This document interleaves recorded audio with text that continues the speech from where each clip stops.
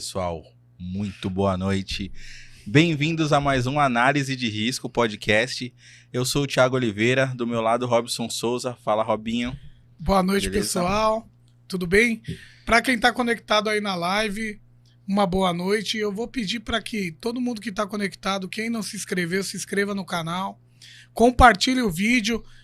Isso vai ajudar demais a gente para que o conteúdo chegue para mais profissionais de saúde e segurança do trabalho. E hoje, realmente, eu estou emocionado. É um dia muito especial para mim, porque eu estou com o meu ídolo aqui, o cara que eu estudei muito, né, e tá aqui hoje. E que o Thiago vai falar um pouquinho aí ainda. Aguardem aí, porque é especial. Hoje é um dia especial aqui no podcast. Hoje a gente está com um convidado de peso aí, né, Robinho? Nada mais, nada menos. Cosmo Palazzo. Ô, Cosmo, boa noite. Boa noite, gente. Tudo bem aí? Muito bom estar aqui. E tá melhorando as coisas, porque quando você chega a uma certa idade, te chamam de dinossauro. Dinossauro. Então, peso é melhor do que o dinossauro, né? Tá certo? A gente combinou antes, né? Mas eu estou muito feliz de estar aqui, muito bonito aqui o estúdio, muito boa organização. Parabéns a vocês pelo trabalho. E eu acho que essas inserções de modernidade, elas são importantes para a segurança do trabalho, para trazer um assunto que a gente gosta muito, com um formato que é bem aceito. Então, parabéns, obrigado pelo convite. É legal, Cosmo. Até a nossa, eu sempre costumo falar isso, né? Porque a gente tem a nossa audiência vai crescendo a cada programa aí. Nossos convidados trazem os fãs, né? A audiência deles também. E o nosso propósito aqui é justamente isso, é trazer um pouco mais de inovação para a educação em segurança do trabalho como um todo, né? O conteúdo que a gente sempre viu, a área de segurança, normalmente de engenharia em geral, ela é, né, quadradona, né? Eu que falo. Então a nossa ideia é trazer aqui profissionais que falem o dia a dia mesmo, a vivência, não precisa ser necessariamente o item da norma ali, né? Mas, pô, como que é vivenciar a NR no dia a dia? Como que é implantar uma NR? Como que é implantar uma cultura de segurança? Quais são as barreiras, né? E a nossa ideia é trocar essas experiências através do conto de história. E história o Cosmo tem pra caramba aí, né? Você sabe que eu participo de diversos grupos aí no WhatsApp, algumas redes que eu gosto, outras eu não gosto, e a gente tem discutido muito isso, essa questão do quadrado, essa questão do formato, essa questão de tudo em segurança é uma norma, né? Sem quase perceber que para que uma norma aconteça, eu preciso de um ser humano com uma série de qualidades. E isso não se encontra em qualquer esquina, isso não se traduz em qualquer curso. Então é muito legal que a gente leve isso. Está precisando um pouco de alegria na área de segurança do trabalho, um pouco de reverência, uma série de coisas que estão faltando para um ser humano lidar com outro ser humano. Um ser humano que tenha conhecimento técnico para poder passar para outro que não tem tanto conhecimento técnico. Então tem coisas, como vocês estão dizendo, que são muito importantes. Verdade, muito bom. Ô Cosmo, e a gente entrando nesse tema aí de pessoas, enfim, o que você acha que evoluiu a segurança do trabalho lá de 70, 79, né? Para cá agora, o que você acha que evoluiu? O que a gente precisa melhorar ainda? Eu acho que o que evoluiu a visão de algumas empresas, né? A forma de tratar, aonde ela é levada a sério, porque há muita coisa que aparece, há muito modelo, muita novidade que vai ficando no mesmo lugar sempre. Então, quando o ser humano tem medo de mudanças, as coisas que estão sendo mudadas sofrem muito, né? Então, eu acho que melhorou muito isso. Mas nada disso consegue superar uma coisa que tem que melhorar muito: a valorização da vida. Nós estamos numa sociedade onde a brutalidade e a violência são uma realidade. Então, matar no trabalho é tão lícito como matar no sinal, matar na rua, matar na igreja. E isso que fica em volta atrapalha muito a nossa área. Então, nós precisamos entender que a segurança do trabalho ela está situada dentro de um contexto que atrapalha muito isso, né? A desvalorização da vida no Brasil não é diferente também no ambiente de trabalho. E aí você vê, né, acho que até complementando o que o Robinho falou, uma das principais coisas, talvez, que a gente tenha evoluído na segurança, tenha sido justamente a gente falar de prevenção e não de punição, né? Porque a segurança, ela sempre foi muito isso no aprender através do erro dos outros, né? E não através dos acertos, né? A segurança do trabalho tem um problema de origem muito grande, né? Talvez vocês, como são bem mais jovens, talvez não tenham. Ainda também não vi isso, não, mas eu estive perto disso. Boa parte dos quadros que vieram para a segurança do trabalho inicialmente são pessoas militares, eram pessoas militares. Eu tive um chefe de segurança que era coronel do Exército, que hasteava a bandeira do Brasil todos os dias na fábrica, o SESM tinha alinhado um do lado do outro e cantando o hino nacional. Era tipo, né? No Senai, né? Era mais ou menos isso. O Senai trouxe muito isso. Né? Outras coisas. E isso trouxe para a área de segurança do trabalho muita disciplina e pouca técnica. E nós pagamos um preço caro muito grande até hoje por isso. Porque nós adoramos falar em punição. Você pega a NR6.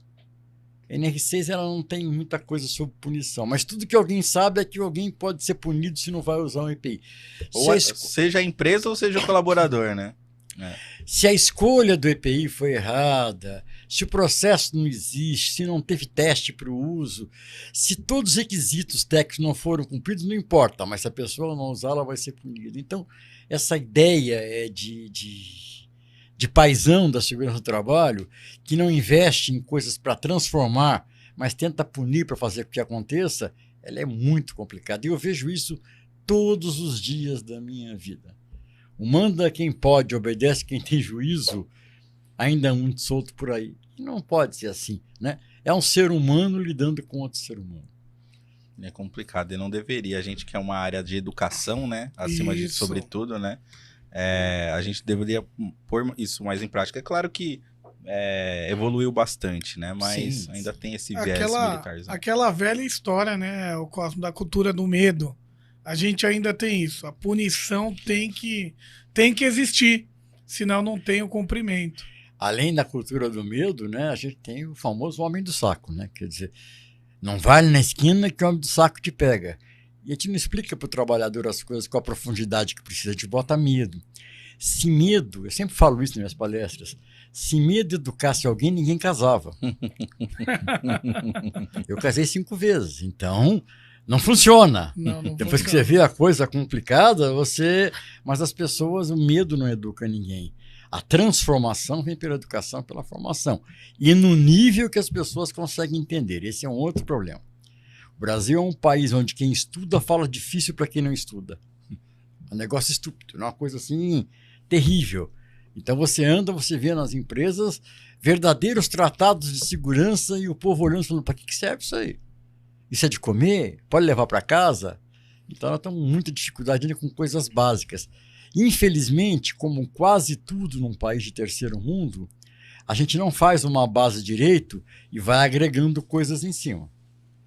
Então aquilo vai ficando perdendo. A segurança do trabalho tem muito disso. Você vai em empresas que elas estão investindo no capítulo 10 e o 1 não está cumprido. E é por isso que ela continua matando. Ela tem um monte de coisas, um monte de soluções, mas as principais não funcionam. Então é muito difícil de ver isso. E hoje em dia a vaidade pessoal faz que as pessoas, não, tá bom, vamos continuar assim. É muito complicado. Estava conversando lá fora, o problema da segurança do trabalho brasileira está entre o P e o D do PDCA.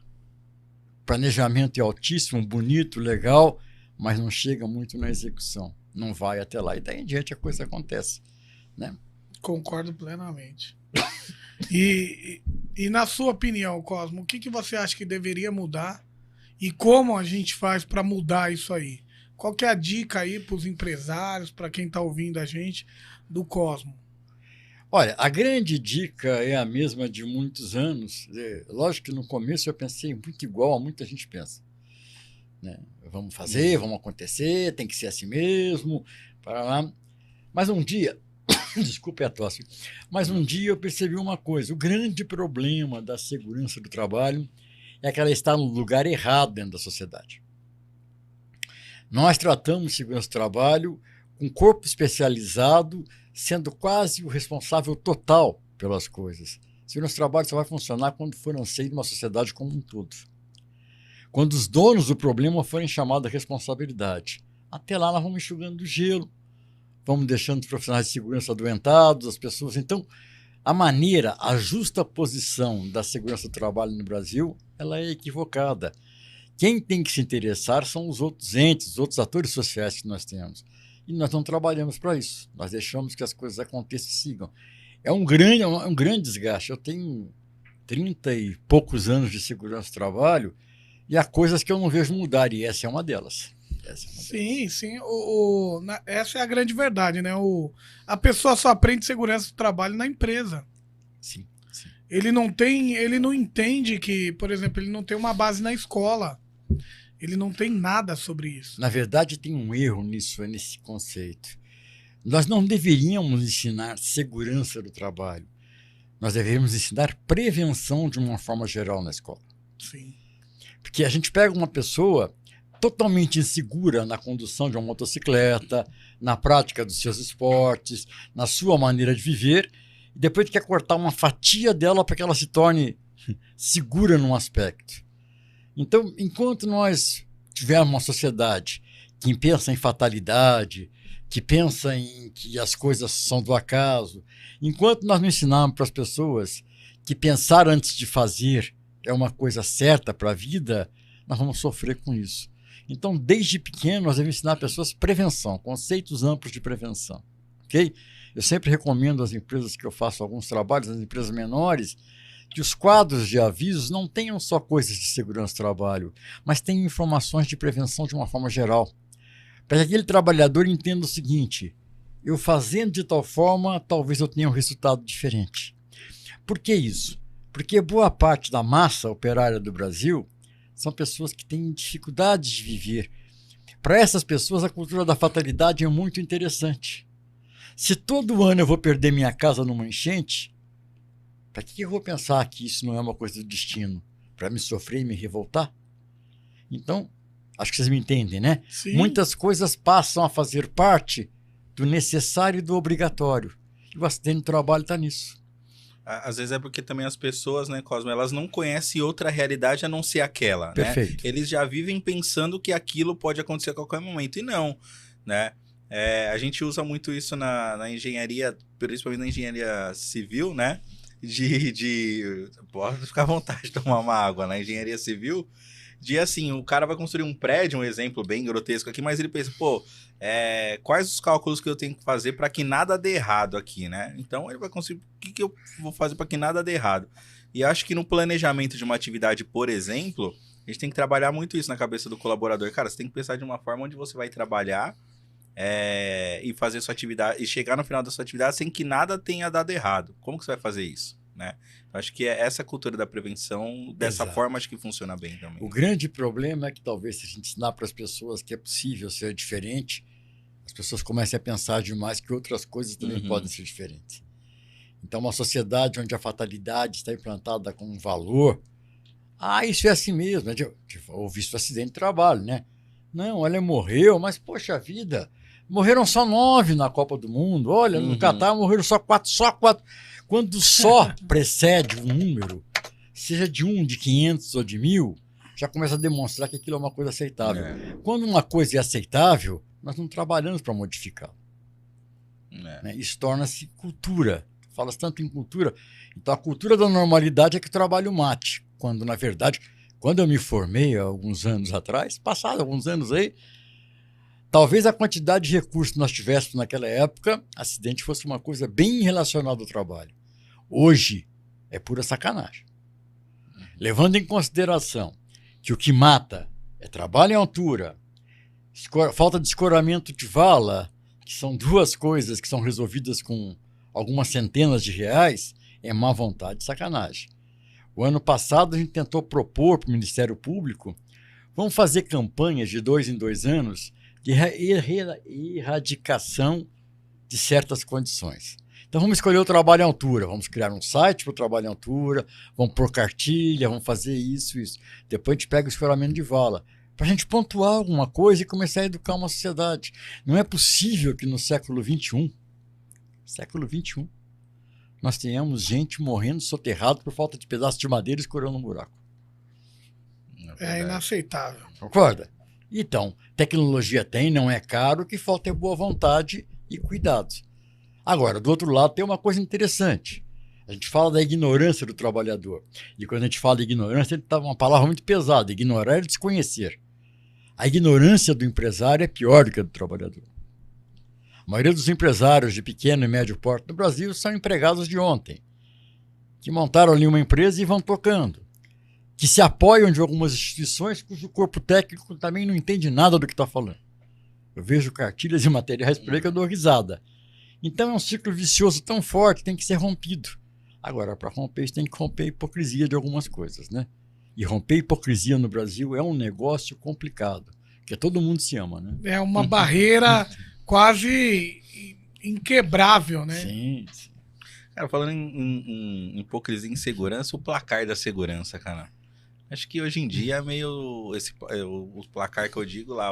Placa. A placa de... Estamos há tantos dias sem acidente. Aquilo é muito bom para usar em casa para briga de casal. Estamos há tantos dias sem briga. O nosso recorde é... 2 horas. E dependendo... Uma semana e 3 horas. E dependendo se a mulher for muito atacada, o homem, aquela placa não dura, né? Porque no dia da briga ela vai embora. Joga a Mas placa. aquilo é complicado, porque aquilo faz parte da cultura do me engana que eu gosto. Não há uma regra clara e definitiva para aquelas placas. Cada um coloca o seu. Acidente com perda, sem perda. Aí dentro do acidente com perda tem perda 1, perda 2, perda 3. Aí entra as perdas de Nárnia, de Marte. E o trabalhador, ele não é bobo.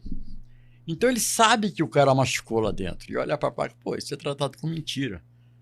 Então aquilo vira objeto de gozação. Para mim, a segunda coisa que entra nesse universo, e o pessoal vai bater em mim, é o tal do acidente zero também, né? Acidente grave, zero, eu concordo. Acidente com perda de... Agora, acidente dia a dia, todos nós machucamos com pequenas coisas. Uma obra, imagina isso numa obra. Tem um raladinho e tal. E aí começa a esconder, começa a fazer tudo. Então, a segurança do trabalho ela é vista por boa parte dos trabalhadores como uma área mentirosa. E quando você vê uma coisa como mentirosa, é muito possível que você comece a se afastar daquilo. A perder a essência. Hoje mesmo eu tava batendo um papo com Cláudio Félix, parceiro aí, um Salve, Claudinho. grande mestre, e ele falou uma coisa engraçada. Ele falou que a gente começa a criar nomenclaturas para o acidente. Olha, esse é um acidente com primeiro auxílio. Um atendimento básico. Olha, esse é um acidente não classificado porque informou depois de 1 hora. Esse aqui, não, isso não é um acidente, isso é um incidente com potencial. Isso aí. E aí a gente começa a dar um monte de nome para chegar no acidente. Mas se você colocar num bolo, você colocar isso dentro de uma forma, foi um acidente ali. O grande problema é que nós temos uma coisa chamada NBR 14280, que quando eu a conheci era NB18, que ela traz uma série de definições que boa parte dos profissionais de segurança nunca ouviram falar na NB 1480. Engraçado que os sistemas de gestão recomendam que as normas nacionais sejam seguidas, as nomenclaturas, e os auditores raramente dão atenção para isso. Mas ela está tudo definido em relação a isso. E a gente vai criando. Quando uma coisa não é tratada com seriedade, há uma tendência a andar de lado. Síndrome de caranguejo, né? Em vez de você progredir, você inventa um pouquinho para a direita, um pouquinho para a esquerda, um pouquinho para trás, e quando você vê, você está perdido naquilo. Eu lembro que tinha uma empresa que eu fui que tinha acidente fora do horário de risco, fora do local de risco, acidente um pouco adiante da portaria, umas coisas assim. Gente, vamos tratar acidente de trabalho com naturalidade, vamos trabalhar com seriedade, que a gente vai ser coisa muito melhor. Mas essas coisas não resolvem nada, né? É impressionante. Uma vez eu estava auditando uma empresa no Rio de Janeiro, técnico todo de paletó e gravata, eu já até fiquei me olhando para ele assim, porque acho meio estranho, uma fábrica suja, o cara tudo arrumado daquele jeito. Não, porque nós não temos acidente, tal. Aí ele sumiu. E eu desci, fui no ambulatório atrás de um remédio, eu entrei pela porta do fundo, tinha um cara com 2 dedos quebrados, ele falou, não, isso aí não foi acidente não, eu boto você no almoxarifado, fica tudo bem. É a famosa hipocrisia que a gente tem, que a gente perde o respeito. Mas sabe por quê? Porque a questão do acidente foi colocada num mundo especial e à parte. Nós temos que trazer o acidente de trabalho para seriedade, tratar com seriedade, com simplicidade. Vai dar certo, com certeza vai. É que a dureza, aí é um dado, né? Quando você começa a ter acidentes e começa a não classificá-los, o que o empresário faz aqui no Brasil? Tem um acidente, 2 ou 3. O empresário manda esse cara embora. Os caras não servem pra gente. E aí pega um cara que consegue colocar uma nomenclatura para cada escala de acidente, e aí esse cara serve. Isso é duro. A cultura do empresário é o que determina a ação do profissional. E o que tem de mágico por aí? Tem um pessoal aí. Tem. Olha, vou falar pra você, fazer sair coelho da cartola é muito mais fácil do que fazer acidentado escondendo a cartola. E tem gente que eles dão um nó assim. É legal, porque você estava conversando lá fora, né? Depois de um certo tempo de vida, você bate o olho e entende as coisas que você aprendeu, tal. E aí vem aquelas coisinhas, malandragem pequena, né? Mas, meu, isso aqui... Não, aqui não tem, mas como não tem? Você tem CAT. Nossa, de onde apareceu essa CAT? É bem assim, sabe? Acho que abriu aí, mas só abriu por precaução mesmo, né? Foi o sindicato que abriu. Foi o sindicato. Nós precisamos realmente reposicionar a segurança do trabalho. Nós precisamos tirar sobre a área técnica o peso de certas coisas. Você veja, quando o PGR chegou, aí, esses tempos atrás aí, a norma traz lá com clareza, né? O PGR deve ser uma coisa singela, uma coisa simples. Por quê? Porque a ideia do PGR é que o próprio empresário, ou seja, ele entenda o que está ali, o próprio usuário entenda. Aí nós já trouxemos toda a sofisticação do mundo. Não, já está um plano da NASA. Está o plano da NASA realmente. Então, a gente tem dificuldade de entender como se faz esse tipo de coisa, como essa coisa vai ser feita. O modelo do PGR ele obedece ao modelo de alguns países da Europa, né? Da autogestão. Eu tenho quase certeza que a ideia do PGR é que a partir de um certo tempo o próprio empresário faça o seu inventário de riscos e nós, especialistas, cuidemos das avaliações, dos treinamentos, o que é mais do que legítimo, porque o dono do problema é ele. Mas o pessoal já arrumou um jeito de enfiar tudo dentro do PGR. Então, se nós mesmos não conseguimos traduzir para as pessoas o que elas têm que fazer, nós vamos ver nessa vida o resto da vida. Eu já estou numa certa idade que a vida não é uma coisa muito assim, que promete muito. Mas eu gostaria de ver isso mudado antes, né? Porque acho que já mudou do PPRA para o PGR, porque o programa PPRA não funcionou. Sim. Então vamos trazer aqui uma coisa mais nova, trazer o modelo ISO 45000, que funciona em todo o mundo, né, global, para o PGR. E foi isso que foi colocado lá. Mas aí a gente entra com o jeitinho brasileiro, o jeito de fazer as coisas, e aí tem cara vendendo PGR aí que tem um processo de análise de risco que é mensurável e etc. Então, é isso que a gente tem que fazer. O simples funciona muito bem. E quando você fala, você aborrece um monte de gente. Porque tem uma coisa que acontece, que eu falei do caranguejo agora há pouco. Quando você não entende muito de segurança do trabalho, o que você faz? Você alonga naquilo que você entende.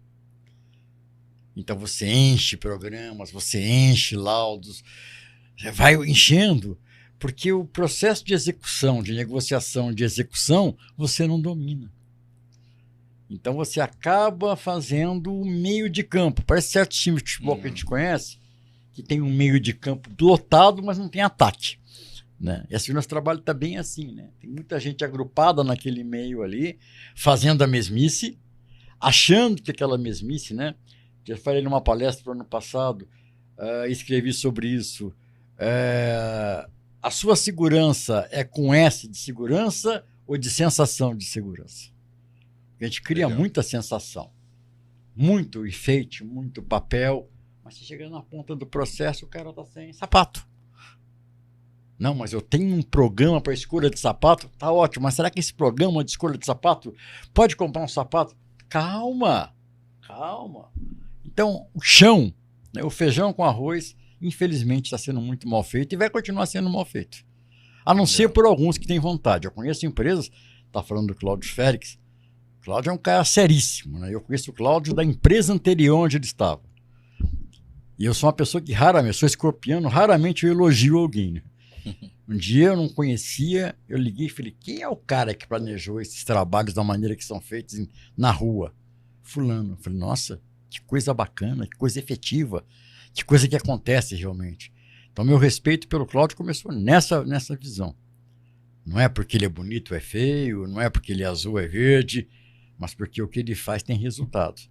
Hoje ele trabalha num segmento que é um segmento complicado, área territorial imensa, uma série de problemas, e ele vem ter bons resultados. Por quê? Porque ele entende de chão, porque ele entende de execução. Né? Se você bota lá um cara que acompanha a distância e fica trabalhando mais para a diretoria do que para o trabalhador, morre gente. Isso, mais para a diretoria que para o trabalhador. Falou tudo. Isso foi bem. Dá um corte aí, hein? Dá um corte Dá bom. um corte bom aí. Não, e faz sentido, Cosmo, porque hoje a gente vê em muitas empresas, o profissional de segurança, ele tá 80% dele, a questão do Pareto 80-20, né? Ele tá 80% dele fazendo PPT para reunião de análise crítica, por exemplo, mas talvez para criticar coisa que não é nem o que tá realmente acontecendo lá na... A foto do momento, né? Não é tem uma frase antiga que diz que a estatística é a prostituta da matemática. Boa. Hoje, estatística você faz, diminuiu 100%. Eu tinha 2, foi aquela coisa aqui. Se não houver uma interpretação, uma inteligência junto, qualquer um passa, né? Tá aí nossas políticas, a gente vê isso. Hoje a gente vai assistir reuniões, às vezes, que a gente tá, às vezes, como consultor. E tá ali de espectador. Né? Você entra em estado de oração e fica ali contemplando, né?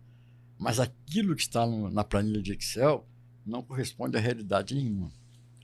Eu vejo, por exemplo, essa época do ano, um pouquinho antes, é a época de decidir o orçamento do ano que vem. Tem uma palavra bonita em inglês que eles usam, mas eu sou brasileiro, então eu falo lista de verificação, não checklist, né? Então, até porque o meu trabalhador sabe que é uma lista, mas não sabe que é checklist, né? Então, eles estão lá, vamos gastar verba de tanto para o ano que vem. Mas a gente olha assim, o diagnóstico está errado, porque os acidentes foram investigados tendenciosamente. Então, tudo que você direciona vai se acumulando em erros, até que chega a morte. Aquilo que era para ser corrigido não foi, porque não tem... Vamos viver todo mundo em paz. É a pirâmide de Bird ali na... Exatamente. É Bird para você, porque eu sou antigo, era Chico Passarinho, não é Frank Bird, não é Chico Passarinho. Dos íntimos, entendeu? Chico Passarinho. Isso mesmo. Ô Cosmo, o que você achou da... A gente trouxe algumas pessoas aqui, tá? Dos dois lados, a gente trouxe uma visão empresarial da NR4, a gente trouxe outras pessoas, o CLT, né? Funcionário CLT, e a gente ouviu as duas opiniões. Eu gostaria de ouvir a sua. O que você achou da alteração da NR4 aí? Cara, eu não li a NR4 a fundo. Pelo que eu li, virou uma salada de frutas, né? Acho mais polêmica a terceirização do SESMIT. Regada com vinagrete, né? A terceirização do SESMIT, ela, para mim, desagrada muito. Primeiro porque segurança do trabalho é uma área técnica de relação e continuidade. Eu quero dizer com isso que para a gente lidar com trabalhadores, especialmente os mais simples, eu preciso de tempo e continuidade e permanência. Então, se eu fizer dela um rodízio de gente, ou se eu mandar cada dia o outro, eu vou perder essa continuidade, vai ser um grande problema para a gente. Segundo, por princípio, eu sou a favor do princípio de terceirização. Saúde. Obrigado. Do princípio de terceirização. Ou seja, bacana, como se faz na Europa, a terceirização para facilitar a gestão de negócio. A terceirização no Brasil não é isso. A terceirização no Brasil é um grande negócio, né? O modelo de terceirização no Brasil é o modelo do gato, né? O gato da lavoura, o gato da...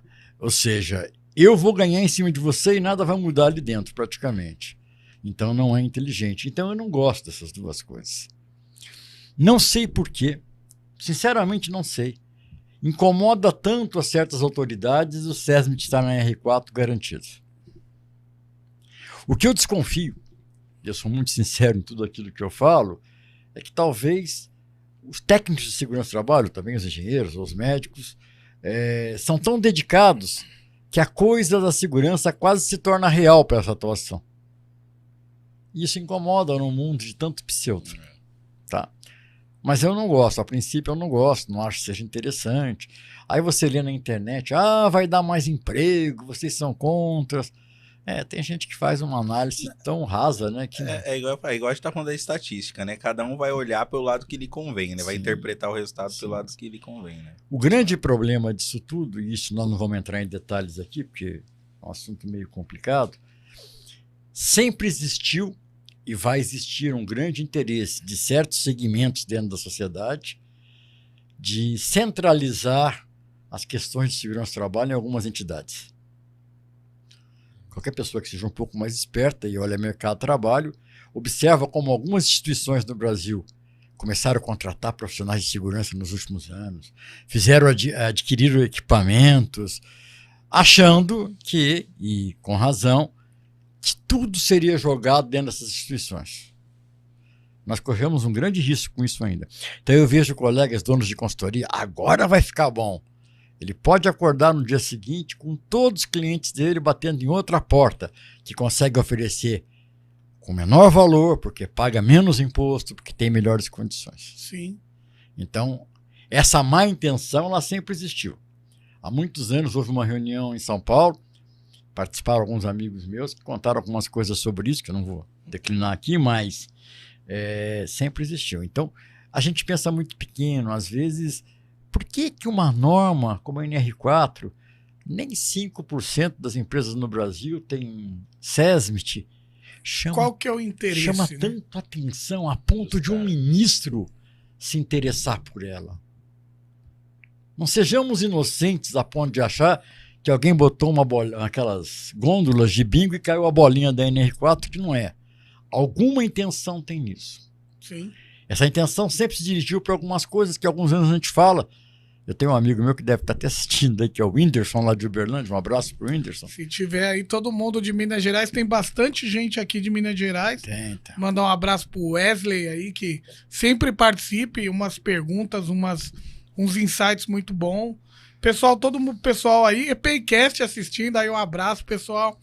E mais uma vez, quem não se inscreveu, eu vou pedir para se inscrever no canal, curtir o vídeo, porque ajuda demais a gente levar esse conteúdo e convidados como o Cosmo Palácio aqui, continuar dando essa palestra, essa aula sensacional.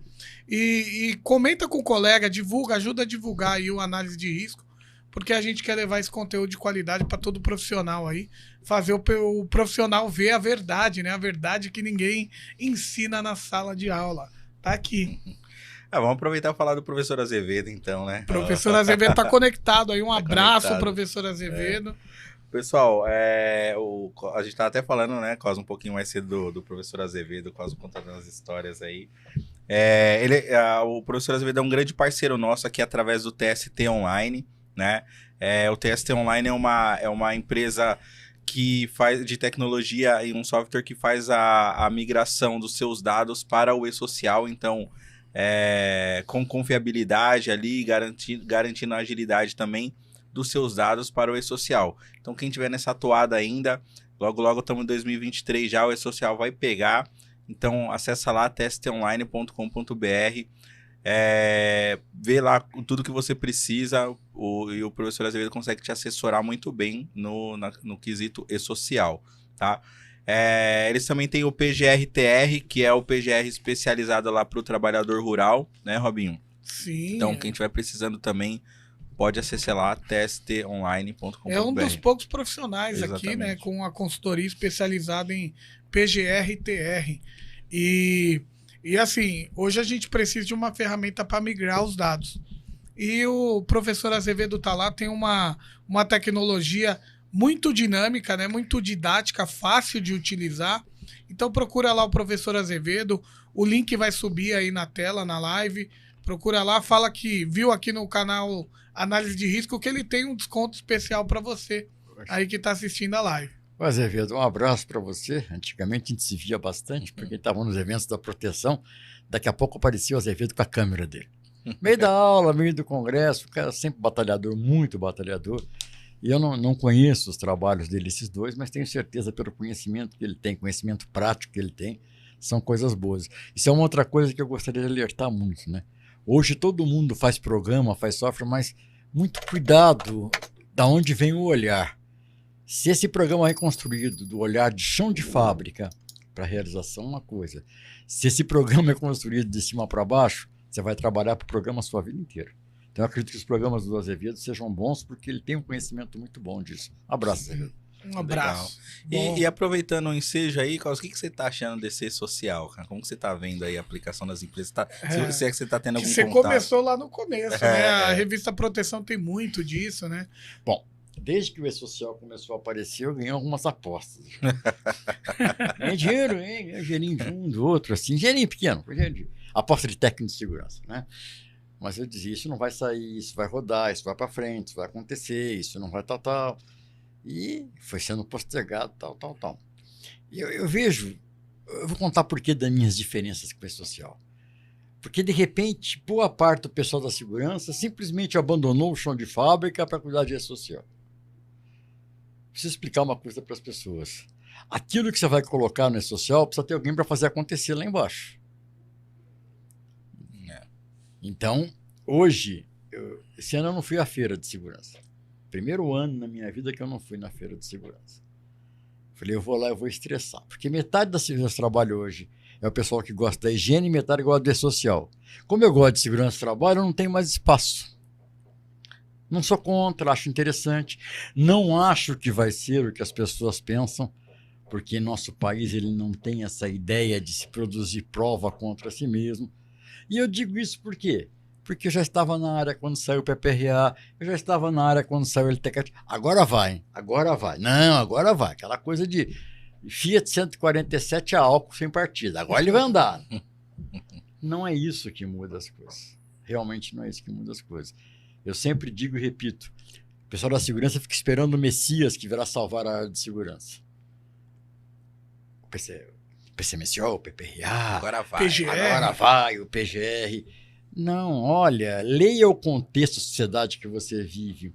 Se em algum momento o social começar a ameaçar realmente algumas coisas, vão dar um jeitinho nele, né? Ok? Assim eu penso. Pode ser diferente? Ótimo, eu gostaria que fosse. Tem uma comissão ali para tentar dar uma... vamos matar ele. Comentário aqui, um comentário aqui que eu achei legal. Ramon Camelo. Né, ele fala aqui que muito técnico virando TST de planilha, né? E é verdade, o cara deixou de estar lá no chão de fábrica e está aqui no... Com todo respeito ao profissional contador, não é uma coisa pejorativa, ao profissional despachante, mas hoje nós temos o técnico despachante de contabilidade, da prevenção. E é uma crítica que a gente faz abertamente. Eu participo de alguns grupos, algumas pessoas que estão nos grupos estão assistindo aí, que é o dia inteiro discutindo se a vírgula é para a direita, se a vírgula é para a esquerda, se o número é esse, se o número é aquele. Em momento algum alguém fala, olha, tem alguém se machucando lá embaixo. Sabe, olha, vai lá, a coisa está pegando, bonitinha. Então a gente precisa começar a achar o equilíbrio das coisas. Eu tenho visto, nesses 30 e poucos anos de segurança do trabalho, como dizia um filósofo brasileiro, nunca antes na história eu vi tanto acidente fatal no Brasil como eu vejo hoje. Interessante. E eu estou falando daquilo que aparece na mídia, porque a boa parte não aparece na mídia. Não, eu fiz até um comentário. O Brasil gasta, isso olha o número que a gente gasta com acidente fatal. São mais de 16 bilhões por ano. Aí você tem doença e tal, juntando tudo aí, aposentadoria especial, todo esse núcleo aí, isso tá lá no site do INSS. São 180 bilhões. A gente tá falando de quase 200 bilhões, é bi, não é milhão, é bilhões relacionados à saúde e segurança do trabalho. Pois é. E tá aberto lá no INSS. Os bilhões são tri, o Flamengo é tri, beleza, né? A gente aproveitando o gancho, né? Alegria da semana aí. Bom, mas, então a gente precisa começar a pensar no equilíbrio das coisas. O problema é que tem o seguinte, né? Se eu tivesse me formado ontem e entrasse numa fábrica, é lógico que eu ia preferir trabalhar numa sala com computador fazendo coisas do que ir para o confronto da área. Sim. A área de trabalho ela é conflitante. E o grande prazer para mim da área do trabalho é que ela seja conflitante. Eu sempre digo que a segurança do trabalho me tornou um ser humano melhor, capaz de negociar, capaz de entender. Mas quem quer fazer isso hoje? Ninguém. Então a gente precisa começar a pensar que destino vai ter isso, gente, porque do jeito que vai indo, daqui a pouco não precisa mais, não. Entendeu? Nós estamos fazendo coisas que qualquer um pode fazer pela gente. Sim, É. sim. Passa pela mão do colaborador, querer, né? Sim. Querer. Cosmo, cara, a gente falou bastante da evolução, né, de cultura, de segurança, do pensamento das empresas, né? Cara, e para o profissional de segurança, né? O que você acha que a gente, como profissional de segurança, ainda precisa evoluir, cara? Assim, tecnicamente, ok, a gente tem aquele profissional antigo lá que tinha destaque ali porque sabia a norma de cor, né? Eu costumo sempre dizer isso, porque ele chegava lá, paralisava a atividade. Não, isso está aqui tá em desacordo de acordo com a NR tal, item tal. Mas isso tá meio ultrapassado também, né, cara? O cara hoje ele tem que ter aquele tato, né? Aquele trato também com a operação, principalmente, né? Você sabe que uma vez eu escrevi um artigo, os tipos de profissionais de segurança. Ainda hoje eu vejo espaço para todos os tipos. Tem locais que se eu botar um técnico mais sofisticado, mais elaborado, ele não vai acontecer nada. Almofadinha, a gente fala. E se eu pegar ali, se eu fui numa empresa, tem um técnico lá, ele deve ter uns 30 anos de trabalho. Tem mais 3, né? Eu até apelidei Branca de Neve e os 3 anões, né? O cara deita e rola com a fábrica. Porque ali tem empregados muito antigos e ele trabalha daquela forma. Então, o problema às vezes não é nem a forma que o cara é você contratar uma pessoa num perfil que não bate com aquilo. Lógico que o técnico de hoje, para mim, ele é uma mescla de todas as coisas.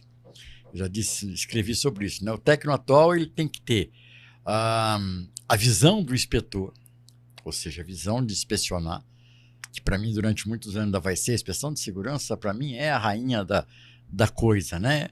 O reconhecimento é o rei da coisa. A visão do supervisor de olhar por cima, de entender problemas a partir da ótica de quem olha por cima, não do lado, e o conhecimento técnico para suportar tudo isso.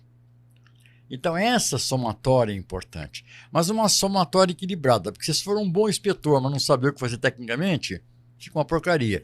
Se você for um bom técnico e não tiver a visão de olhar o problema estruturalmente, você fica empurrando norma para dentro da empresa. Então o equilíbrio dessas 3 partes históricas da segurança, para mim, forma um bom profissional. Legal. Tá? Uma dose mais ou menos diferente. Sabe quando você prepara motor de carro, né? Tem que dar aquela calibrada, mais ou menos, para os locais que regulagem. A regulagem, exatamente. Porque não tem... Agora, começa pelo seguinte, né? As empresas não sabem muito bem o que faz um profissional de segurança. Então elas botam no jornal e procuram pelo preço. Isso.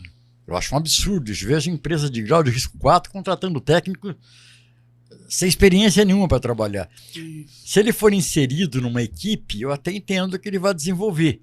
Mas um cara desse sozinho, ou com mais um ou com mais outro louco junto, ele vai sofrer e fazer besteira. É um 38 com 6 balas no peito. Exatamente. Né? Na mão de um cara bêbado. Sim. Então, a gente precisa entender essas coisas. Só que esse é outro grande problema. Nem as empresas sabem muito bem o que faz um técnico de segurança. Eu vejo todo dia anúncios. Haja vista é o tipo de... Quando nós chegamos lá embaixo, alguém perguntou se ia ter furadeira e martelo hoje. Disseram, não, mas a furadeira tá aí. É aqui mesmo, não, barulho. Aqui É verdade, estamos em obra aqui. Eu não sei se tá vazando o som aí, galera, mas acho que não. Só que eu tenho pavor de tá, furadeira. Então... não tá vazando, não. Beleza, Estamos em obra aqui. Estamos na ampliação aqui do estúdio, do espaço, tá crescendo. Para ver se consegue aumentar aí também o tempo de programa, viu, japonês? Tô achando que vamos fazer um dormitório aqui em cima pro pessoal passar a morar aqui. Entendeu? Tem pergunta aí no chat, Robinho?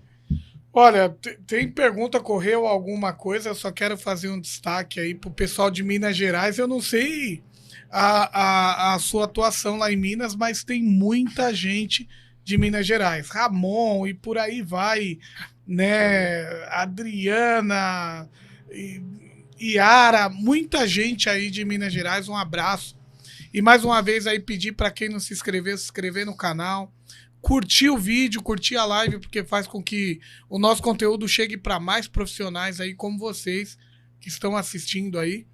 E uma pergunta que saiu aqui que é muito boa, né? O pessoal quer saber aqui, ô Cosmo, o que você acha do número de acidentes aí dentro das grandes fábricas, né? Que parece que houve uma diminuição, né? O que você acha do número de acidentes? Essa diminuição, você acha que é uma camuflagem? O que você pensa sobre isso? Não, tem dois lados isso. As grandes empresas que ao longo dos anos vieram apanhando, desenvolvendo sistema de gestão, trabalhando corretamente, em outros momentos da história, acompanhadas por sindicatos sérios. Agora a gente pode falar em sindicato, não, talvez volte até a ter sindicato nesse país, né? Mas a gente, ela sim, mas tem grandes empresas que maquiam muito. Eu costumo dizer que quanto maior o enfeite na porta, pior o presépio lá dentro, né? Então a gente tem ciência. Eu só de internet eu falo com rede com 40 mil pessoas quase o tempo todo, mais ainda. E eu tenho as notícias privilegiadas, né? Tem o pessoal da DRT que fala, como é que você ficou sabendo desse acidente? Eu falo, não, eu recebi, até informa, a gente quando é grave, a gente denuncia, coisa parecida. Mas tem os dois lados. Eu acredito que nas empresas que vêm trabalhando sério há muito tempo, realmente os acidentes venham caindo. Isso tem acontecido também em construtoras grandes, que realmente investiram. Eu andei visitando... Construção civil, né? Tem muita tecnologia agora. Agora, a falta de vergonha, onde sempre existiu, em algumas delas, algumas empresas públicas muito conhecidas, continua existindo. Escondem muito bem, né? Escondem muito bem, dissimulam. Colocam a culpa na terceirizada. Não, já nem olha, a terceirização para a segurança do trabalho ela é péssima, né? Porque não é a terceirização como função, mas para a segurança do trabalho ela é péssima. Nós nos conhecemos num evento com terceirizado, estamos falando sobre isso aqui agora há pouco, dá dó de ver, né? Ainda tem aquela história de, você viu a cor do meu crachá? Aquele monte de papel que você preenche para entrar e depois nada acontece, né? Então é um absurdo. Aquelas cobranças lá. Aproveitando aqui, tem duas perguntas, eu já vou fazer as duas. Tá? A pergunta 1 é a seguinte, né? Aqui do professor Azevedo, né? O que você acha do E-Social para os órgãos públicos? Vai ser outra luta, vai acontecer, porque realmente poucas pessoas falam disso. E na virada, dia 1 de janeiro já começa, né? Então. Dia 1º de janeiro. janeiro. O que você acha? E aí já emendo também uma pergunta aqui do Cláudio Félix, que o quanto você acredita aí na ISO 45001, nas ISOs, enfim. Bom, primeiro deixa eu mandar um abraço para o PJ.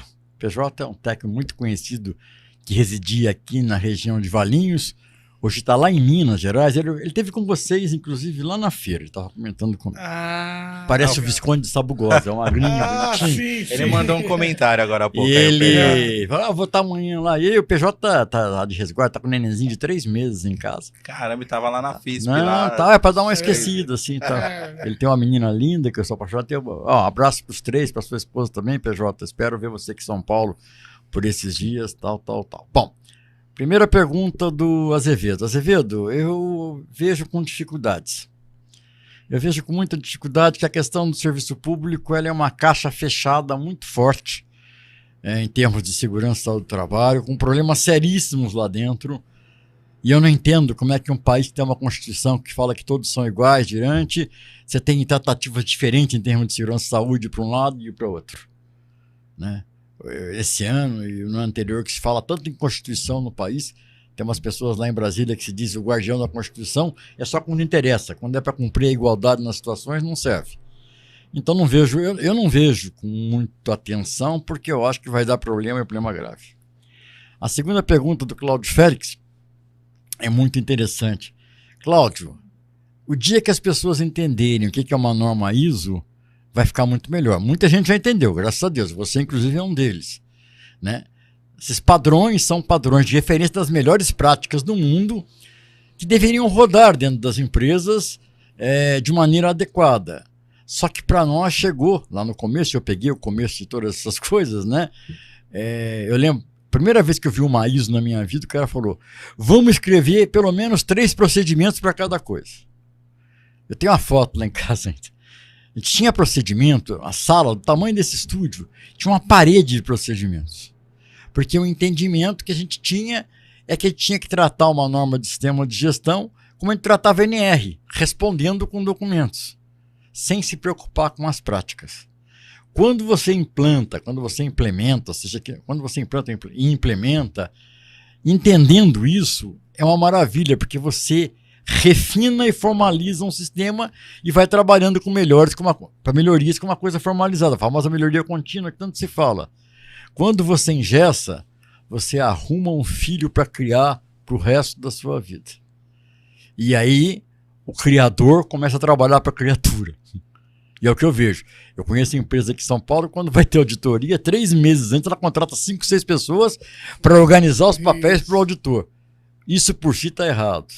Então isso deveria ser uma regra, uma maneira de viver dentro da empresa, vamos chamar assim, que vai sendo aprimorada. Qual é a melhor prática? Consagro, defino, formalizo, trato de implementar. Ou a melhor prática não deu errada, trato de corrigir. É tão simples.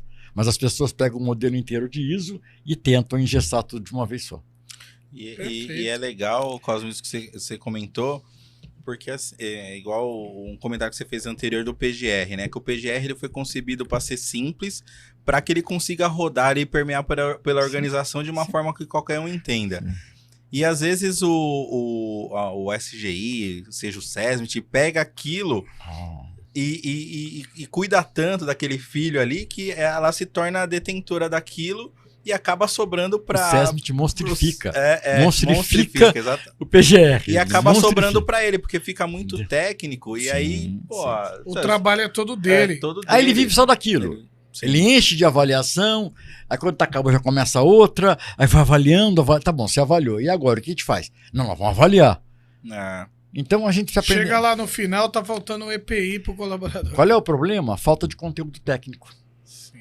O SESMIT brasileiro não foi educado para dar soluções, e sim para arrumar problema. Isso, exatamente. Né? Então as escolas, elas não ensinam. Eu estudo quase todo dia. Todo dia eu estudo. Procurando soluções, procurando coisas. Eu fico apaixonado pela quantidade de soluções de ergonomia que já tem no mundo, na Espanha, na França, na Itália. Aqui a gente faz um laudo, do laudo a gente volta para outro laudo, e a solução. Quando começou a NR10, 12, eu estava no hotel ali perto da Paulista, e eu desci para fumar, encontrei lá um espanhol. Fumante, ele é sempre muito social, né? O que você faz? Eu sou especialista em segurança de máquinas, falando igual o japonês, por causa do Vinícius. Especialista em segurança de máquinas, e vocês colocaram uma norma no Brasil e não tem especialistas. E não tinha realmente. Quantos especialistas em redução de ruído a gente conhece no Brasil? É difícil. Tanto é que 2, 3. Você quer pegar um cara bom de engenharia ocupacional, ele fazia curso nos Estados Unidos, né? Exatamente. Então nós precisamos começar a pensar em cursos de formação de especialistas com foco em soluções. Nós temos curso de especialização para fazer laudo, para detectar problema, para botar vírgula no problema, para escapar do problema. Até para mudar o nome do problema. Até para mudar o nome do problema, né? Mas a gente não tem realmente pessoas que foquem em soluções. Em soluções, isso. Né? Esse é um problema de uma área técnica. E uma área técnica que não tem soluções, ela não tem futuro. Ninguém contrata um encanador para dizer o cano está entupido. Eu contrato o cara para desentupir o cano. Ninguém contrata um mecânico para dizer o carro está quebrado. Eu contrato o cara para arrumar o carro. Então a gente precisa realmente mudar o nosso foco. Eu falo de maneira muito simples, porque eu gosto de falar de maneira simples. Né? Sem aquelas coisas, mas nós precisamos mudar o nosso foco urgentemente. E tem uma empresa que eu frequento de vez em quando, eu falei para o cara, pega o seu técnico de segurança, coloca ele meio-dia na internet para pesquisar coisas no mundo, fazer... Já acharam 2, 3 coisas interessantes que resolvem o problema deles. Existe.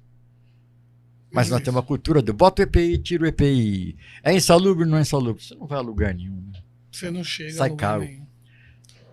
Técnico filósofo. Perfeitamente. Ó, a gente vem chegando no final, é pouquíssimo tempo que a gente tem. A gente tá tentando corrigir isso com o nosso empresário aí japonês, com o Carlos.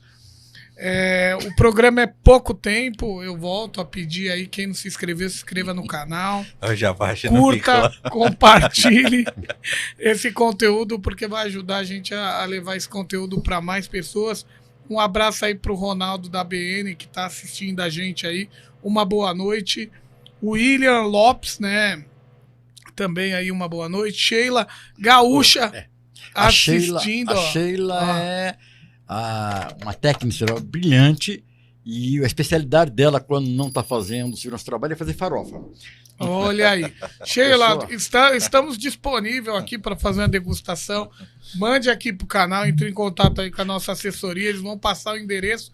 E tá aí, manda pra gente que a gente aceita de bom grado. Manda 2, porque o Thiago come 1,5 sozinha. O frango a gente pega na esquina aqui. O frango tem na esquina. Ou o cara tá fazendo aqui em cima, vocês não estão ouvindo aí, mas tá com uma obra aqui que é absurdo. Bom, fechamos mais um. Mais uma noite. Queria agradecer de verdade aí. A gente estava até falando alguns dias atrás, aqui antes de você vir, que a nossa geração, uma geração antes da nossa na segurança, tinha você como referência. E eles acabavam falando, qual que são as referências que você tem em segurança? O Cosmo, que acabou virando nossa referência também, né? E hoje ter você aqui conversando com a gente é legal pra caramba. Acho que tem muita gente que tava esperando, né? O pessoal fica na expectativa pra gente soltar a agenda. A Andressa Araújo teve no último episódio e assim, a gente solta a agenda do mês no finalzinho do mês anterior. Então tinha expectativa para as meninas que vieram. Nós fizemos o mês de outubro só com as mulheres da segurança, Outubro Rosa. Até em homenagem a outubro e para endossar a campanha do Outubro Rosa. E aí quando a gente soltou a agenda de novembro, agora no finalzinho de outubro, o pessoal ficou bem, o Cosmo vai e tal. O Cosmo vai lá e tal. Aí foi bem legal. E pra gente é uma emoção, né? Ter você como convidado pra gente foi muito especial. Acho que a gente chegou num auge do programa. Né? E muito obrado pelo aceite. Muito Desculpa a demora que teve, né? Nós ficamos negociando tempo. Cara, que o passe é muito caro, o passe do Cosmo é muito caro. Vida de consultor pobre é um problema, porque a gente vive de trabalho, de viagem, e hoje não dá. Olha, eu trabalho amanhã, então a gente vai marcar uma coisa próximo, porque a gente sabe, semana que vem eu tenho esse pate semana toda, tem curso EAD à noite, quase todos os dias. Ainda tem que cuidar da esposa, 2 cachorros e um gato. Então a vida não é fácil. Não nessa ordem necessariamente. Mas obrigado pela atenção, pelo carinho de vocês. A gente procura fazer de forma transparente aquilo que a gente pensa. Eu sei que incomoda algumas pessoas que tentam sofisticar. Eu nunca vou sofisticar, porque eu conheço meu povo, conheço meus trabalhadores e é isso que me interessa. Então, para mim o que interessa é o trabalhador em casa vivo. A maneira que você faz, se é brilhante, bonita, se é com papel de pão e caneta atrás da orelha, não tem problema nenhum. Cada um sabe a maneira de fazer. Obrigado a todos que estiveram aí. Deve ter outros amigos que a gente não mandou um abraço aí. Muita gente, desculpa aí se a gente não consegue passar aqui todo mundo, mas um abraço especial quando aí eu pra quem tá Quando eu morava em Guaratinguetá, não tira a imagem para lá, tira a imagem para ele lá. Põe a imagem aqui, ó, no Thiago. Tinha um radialista chamado Bassanelli, aquele programa de roça, ele fala, olha o pessoal do interior, um abraço bem apertado pra vocês. Quer que eu traduza aqui? O cara achava que nem era. A gente no estúdio vê isso. Bom, Deus abençoe vocês. Obrigado pelo convite aí, tá bom? Muito obrigado, Cosmo. Boa noite. Beleza. Pessoal, muito obrigado por até aqui. Quem tiver com a gente até aqui, não se esqueça de se inscrever no canal, tá? A gente já passou aí dos 1.000 inscritos aí, então muito legal. Nossa meta agora é muito feliz. Dobrar a meta, né? Vocês lembram disso? Dilma, vamos dobrar agora. Wellington, Yara, Liliane, William, Ramon, Liliane é aqui de São Cláudio, William e por aí vai, Sheila e muitas outras páginas. Um abraço, boa noite, pessoal. Até quinta-feira, às 8 horas da noite, aqui nesse mesmo canal. Valeu, falou, pessoal, valeu.